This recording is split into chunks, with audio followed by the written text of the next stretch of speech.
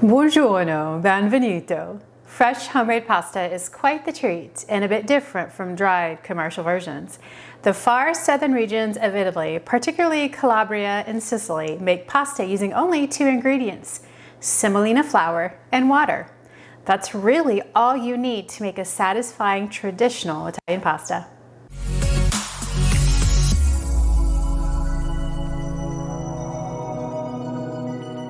While there are hundreds of different pasta shapes with their own special sauces, today we are focusing on southern Italy, making the traditional Busiate, which is a thin tube, helical-like coiled shaped noodle, which is an authentic shape found in these two Italian regions.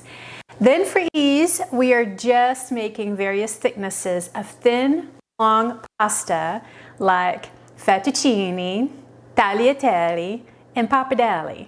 Once you get the basics of making a tube-shaped pasta and a flat pasta, you can pretty much make whatever shape and thickness you want. Let's get to it. Andiamo. We are making a total of a half a pound of pasta today, which generally feeds 2 people, but you can make as much as you want. The only thing you need to know when making pasta is that you use 100 grams of semolina flour and 50 milliliters of water per person. Once you know that ratio, you can make 1 serving, you can make 50 servings. We're going traditional here, so I'm not going to use a bowl or a spoon, but you can modify it based on the tools that you have, the space that you have, and what you just generally prefer. So you want to start with a work surface. So on my work surface, I'm going to measure out 200 grams, which is 1 2/3 cup of durum wheat semolina flour, and that is the traditional flour used in Italy, and it's easy to find in the grocery stores in the United States. In fact, Bob's Red Mill puts one out, and that's the one I'm using here. This is a great type of coarse wheat that's used to make couscous as well. It's a high protein, rather high gluten wheat flour. It has a slightly different genetic makeup than regular flour. It lacks the D genome, allowing it to stretch more easily. However, it's generally not a good flour to use to make bread because it doesn't have the elasticity. And you can tell it's pretty coarse. It's like a very fine cornmeal, but it's not corn, it's actual wheat. Make a well in the middle of your flour here. If you're using a bowl, same thing. And then you're gonna measure out 100 milliliters, which is about a half a cup of warm tap water. It should be around 100 degrees or so. And I prefer the warm water only because it helps in the kneading process to keep the dough soft. I'm gonna slowly start pouring in the water. As I pour the water in, I'm gonna start mixing in the semolina flour with the water while kneading your dough and stirring if you're using a bowl until this entire bit of flour looks like just this sort of shaggy mass. And then start the kneading process. So in northern Italy, eggs are traditionally used in making pasta dough. However, in the warmer south, at one time, chickens were harder to keep, thus making eggs a luxury for those that lived in the warmer climates. That's why traditional pasta in southern Italy does not contain eggs. It's gonna feel a little bit gritty and grainy because this is a coarse flour, and just start kneading in any flour that happens to still be hanging back. And I find that I don't need to add any more liquid to this. Just need to work it, and you'll notice pretty quickly that all the liquid will absorb. However, if you find that it's too wet, you can always add more semolina flour. Notice it's not a sticky dough whatsoever. It's more of a tacky dough. So now we're just going to knead it for about 10 minutes. Notice that you're going to knead it just like you would regular bread. So you're just going to fold it over, push with your heel away from you, rotate it, fold over again, and then push. If it starts to stick to the surface or your hands, you can add a little bit more flour to your surface, either regular flour or semolina flour. Notice I did not add any salt to this dough. You certainly could add salt, but why when you're just going to salt the water anyway when you cook it? And most of the time you're going to salt the water until it's about the salinity of the sea. It's going to be salty, and that's what's going to be absorbed into pasta. So you don't need to season the pasta necessarily when you make the dough. I'm finishing up my 10-minute workout here of kneading. Okay, so take a look. It's a dense dough again. It's that coarse flour. However, it doesn't feel coarse at all. It feels like a regular flour. It's very smooth and pretty pliable. Okay, so now we just want to sit it there, cover it with a towel or plastic wrap right where it is, and we're just gonna leave it here for 20 minutes to rest. Now you need to line 2 baking sheets with parchment paper. I guess you don't have to use the parchment paper. You could just put your pasta on the baking sheets, but I like the paper because I can lift the paper up, I can push the pasta together and then put it in the bowl when I'm cooking it in my saucepan. So for me, it just makes it easy to move around your pasta if you have it on the paper. And then you want to dust your paper with, I'm just going to use some semolina flour. You could just use regular flour here. And the purpose of this is just simply to give a little bit of height and space for your pasta to sit on so it doesn't stick to anything. And then you just want to set these aside where you can easily access them because we're going to be placing our pasta on it as we cut them out. Okay, go ahead and uncover your dough. And you can go ahead and lightly flour your work surface. We're going to do a little bit of rolling here. And I'm just going to use regular flour because really I don't need to use the semolina flour if I don't have to. It costs a little more. So at this point you can roll the dough out and make whatever shape you want for whatever pasta you intend on making. So I've started with making mine into a disc. I'm just going to flatten it out a little bit just so it makes it a little easier for me to divide. I'm going to divide my dough because I'm going to make a couple of different shapes and it makes it more manageable when I can just start with a smaller amount of dough. Since today I'm making 2 different shapes to demonstrate you, I'm going to do a long, flat strips of different sizes, and I'm gonna do the traditional busiate. To get that, let's go ahead and divide the dough into manageable pieces. I'm just gonna start out with half right now. I'm gonna place the other half on a plate and then just cover it with a towel to keep it from drying out, like so, and then just set it aside. For the remaining half, with my surface slightly floured, I'm gonna start rolling this out because we're going to make it flat. I'm going to roll this into about a 14 by 18 inch rectangle. When you want to make this about as thin as you can get it. If you have a machine that can flatten this out for you, then you can use the same recipe, just follow the machine directions for flattening your pasta dough. So my rectangle here is 18-19 by 14, so we're in good shape. Because you're gonna be making strips, if you want your strips to be perfect straight, you know, instead of having all these kind of ridges on the end, you could do a trim where you're getting rid of the edges so that you do have a perfect rectangle. Honestly, being homemade, this is rustic, so I say leave it. You might want to make sure that you've got plenty of flour underneath it so that our dough doesn't curl up on us when we're cutting it. It also helps to dry out the dough too, which will keep it from sticking as it sits. All right, so I'm going to show you how to make really, really thin strips first. So I like to use a pizza cutter. I think it's the easiest for rolling. You could use a knife if you want. I've tried a variety of methods of making pasta and this one works best for me. I find it's really easy and it does everything I need it to do and I can control the size more. So basically, if you want really thin strips without tearing it, just try to roll your pizza cutter along and then you can pull up the strips as you roll, like so. And then you can start creating little nests of your pasta that are relatively the same shape and size on your sheet. Okay, so I'm gonna do sort of like that spaghetti, thin spaghetti size, even though this is not spaghetti because this is flat.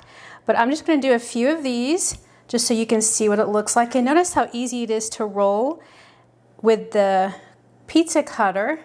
And I'm just gonna do a few to make a little nest of thin strips. So you could do as many of these as you want. This could be your entire pasta dish if you choose. All these little thin strips. Okay, so now we can just pull them up like so. And that's what like a super thin pasta strip would look like. And there's flour on it, so it should keep it from sticking. And I'm just going to mound it on my floured sheet. Okay, now so I'm gonna go for a fettuccine type.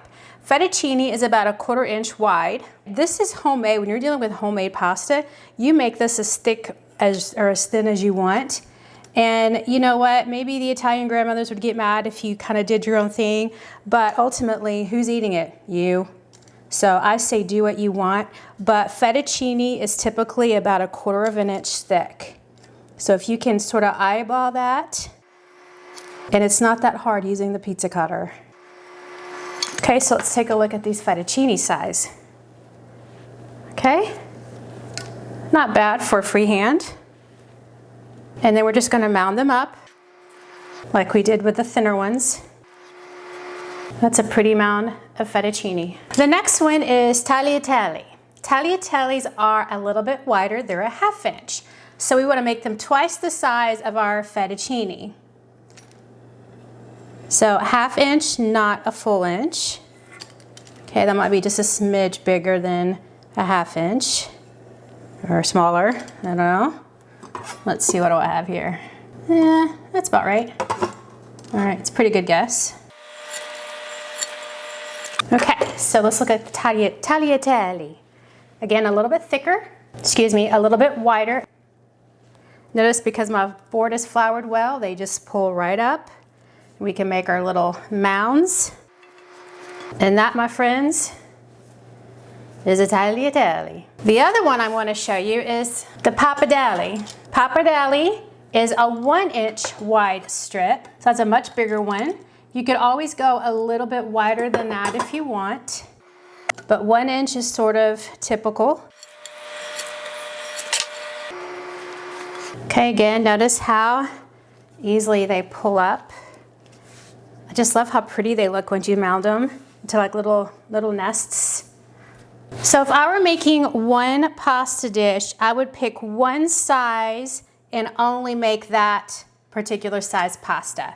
But since I am showing you a variety of sizes of pasta, I went thin, then I went to the fettuccine size, then I moved to the tagliatelle size, and ultimately going with the wide pappardelle size. But stick with one and let that be your whole pasta dish. Check out our 4 sample sizes of flat pasta. This is just a standard tiny strip. We got the fettuccine style, 1/4 inch. We have the tagliatelle style, which is a 1/2 inch. And then we have the pappardelle style, which is the full inch. This was half of the dough, so you would do the same for the other half for 1/2 pound of pasta, picking whatever size you want. Okay, now it's time for the busiate. Okay, so I'm gonna take the half of the dough that I didn't use from the strips, and we're gonna use that for this pasta. So I'm just gonna divide this in half and place it back on the plate and cover it, because I'm not gonna need it for the moment. So this is a smaller looking piece here, but you're gonna end up dividing it anyway as we start rolling. For this, what I like to do is get like a medium-sized bowl. You're gonna add about a tablespoon or so of flour to it. Just regular flour is fine. Now, I don't know if this is traditional or not, but I found that in making homemade pasta, having this bowl with flour works really well, and I'll explain it as we go. It just keeps busiate from sticking, but you do not have to have that bowl of flour. So take the rest of that disc, we're gonna roll it up, okay? And we're gonna roll it into a rope.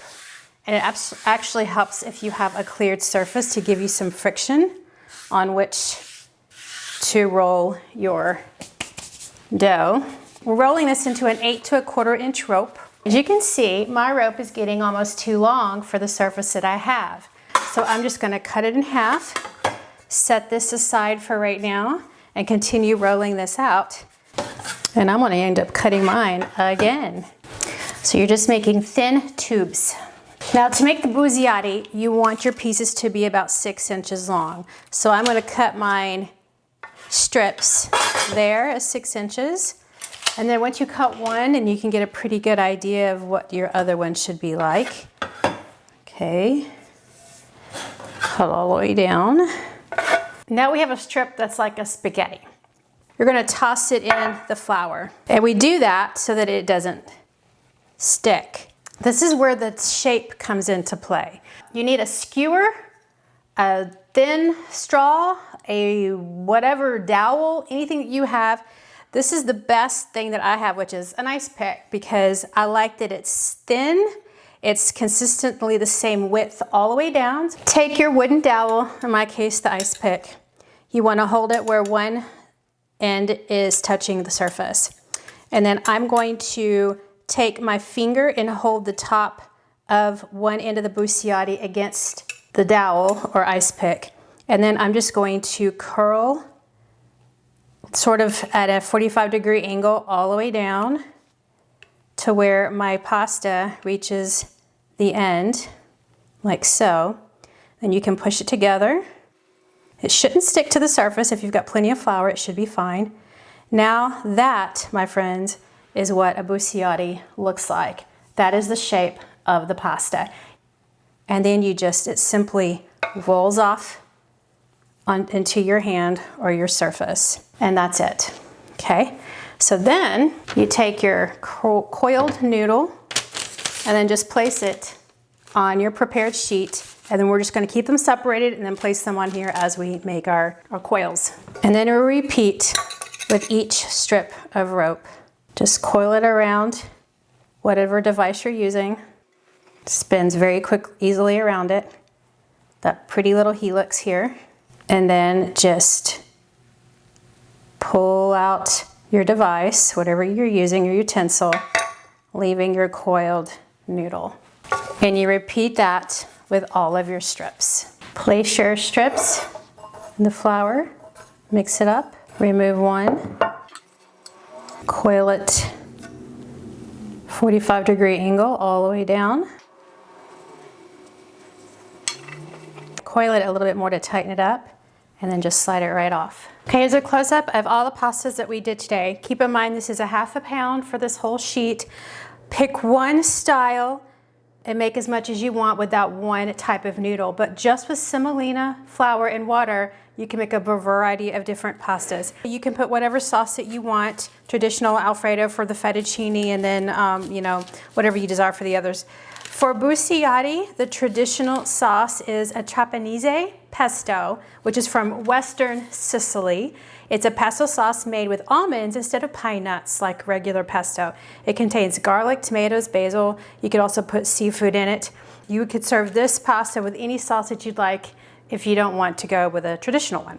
Regardless of the pasta shape, you store and cook them the same way. If you're not going to cook them right away, place the pan or pans like this in the fridge for up to 2 days, as long as you're going to cook any of the pasta within the 2-day period. For longer storage, freeze the pasta on their pans like this until frozen, then transfer the pasta all together in a sealed bag or container and then freeze up to 3 months. Regardless of how you store the pasta, you cook it the same way as well. Just bring water to a boil, add enough salt so the water tastes like the sea. It should be very salty because we did not put salt in this pasta. Add the pasta. As soon as it rises to the top, set the timer for 2 minutes and you're done. That's it. Fresh pasta only takes 2 minutes to cook, while dried pasta takes 10 to 12. Taste a noodle to check for doneness. It should be al dente, which means to the tooth. So it should have a little bitty dense bite in the center. Once done, drain and serve it immediately with your preferred sauce. That's it. That's all it takes for homemade, fresh pasta. Thanks for watching, liking, and subscribing. Alla prossimo, andate a cuocere il mondo. Ciao!